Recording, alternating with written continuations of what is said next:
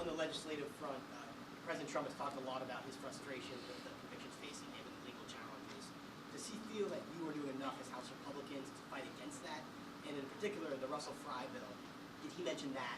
Can you commit now to moving that forward after the president's address? Yeah, we're working on the Russell Fry bill. I think it's a good idea, and that basically is a simple concept. It's that if a president or vice president is challenged in court, in a state court, they would have the right to remove it to a federal court. That's a very common sense notion. It's something that's already in practice for federal judges and members of Congress. It should apply to the executive branch as well, and I think it shouldn't even be a controversial notion. He didn't bring up that specific piece of legislation.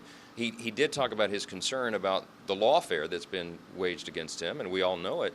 And I made the point in my introduction of him that it's backfired fantastically on the Democrat Party and the activists who are trying to use our judicial system to exact political vendettas against the primary opponent that they have for the control of the country. And what we've seen is outrageous, and we've also seen the polling and the fundraising and everything else go in the direction of the target. President Trump has set fundraising records. He raised $53 million in the first 24 hours after the verdict in that terrible, bogus trial in Manhattan. And I think that shows that people understand what's happening here. We also set fundraising records, and we've continued to. He's announced he's raised over $400 million since the verdict came down, and there's much more to come. And you know why? Because people see that that is a threat to our republic. They see that that's a threat to our system of justice, and they want to push back. And so in many ways, President Trump has become a symbol of that, pushing back against corruption, the deep state, the weaponization of the judicial system, and that's a very encouraging development. So I think that he made the point every time they indicted him, his polls went up. That's right, because people see exactly what's happening here, and we have to fix it, and we will. Does the former president give his endorsement to this leadership team, and does he want you to continue to be the speaker after the November election? He said very complimentary things about all of us. We had sustained applause. He said, I'm doing a very good job. I mean, we're grateful for that. Look, we have to have continuity in leadership. We have to have a plan, and it has to be very carefully executed. When he became president for the first time in 2017, I was a freshman in Congress at the time, and a lot of people on Capitol Hill didn't expect that would be the eventuality. They didn't actually believe that we would have unified government where the Republican Party would control the White House, the Senate, and the House.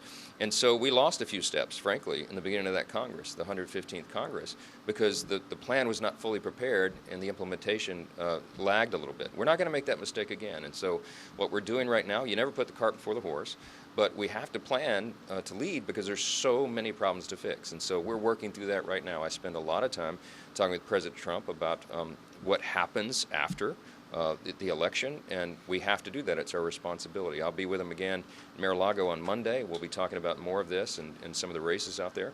He's excited. We're excited. We really think this will happen. So it's a good working relationship. Yes, sir. Trump brought up abortion and that you encourage Republicans to support exceptions for rape, incest, life of the mother. Is that something that Republicans should be getting behind on those exceptions when it comes to abortion? Well, President Trump, the way he addressed the issue this morning is he said, make sure that you exercise your own conscience, talk about it, share your conviction, and do that in a way that makes sense to people. And I think he had made a good point. He has said that after the Dobbs decision that the states are handling the issue right now, and that's where he's comfortable keeping it. And we've made the point that before you can have political consensus on a difficult issue, you have to have cultural consensus.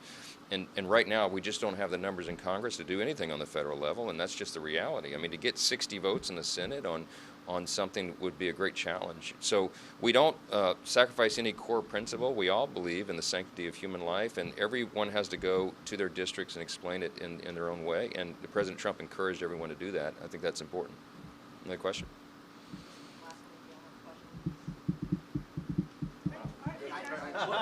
One more question. On the endorsement front, there's some number of incumbents in that group who Trump has endorsed against. Two come to mind, Dan Newhouse and Bob Good.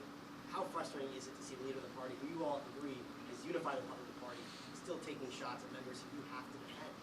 Well, look, President Trump has been a great partner overall and has endorsed, I think his record, I think it's 285-0 in candidates that he supported. And so he's been very helpful to us. He's worked along the way. And look, as the Speaker, my job is to protect all the incumbents, and I'm out doing that the best of my ability. And each one of these races are individual, and they're going to be determined by the people on the ground. So our incumbents are out running the best races they can, and I think they'll all perform well in the end. So thank you all. We appreciate the time. Meeting on Monday with the